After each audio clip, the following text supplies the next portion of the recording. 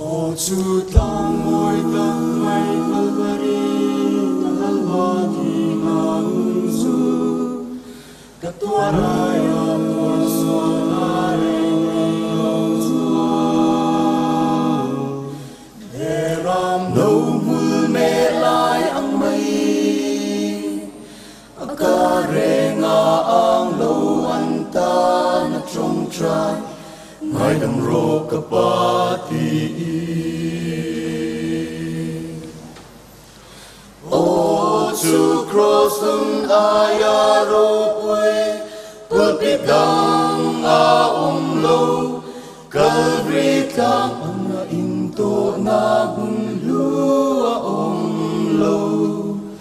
het yang renga mangay na tu cha Sing mi soi ala lo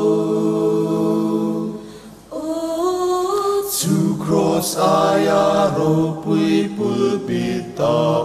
lo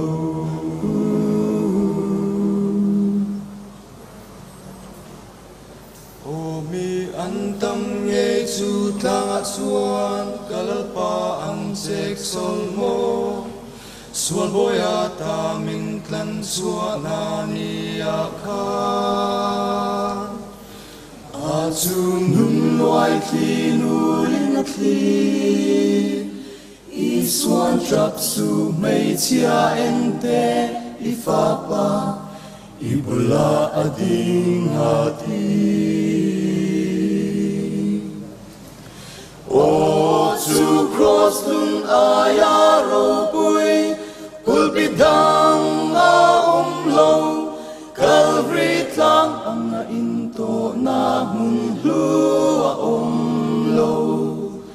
Het yang renga mangay na tu cha Sing mi soi ala lo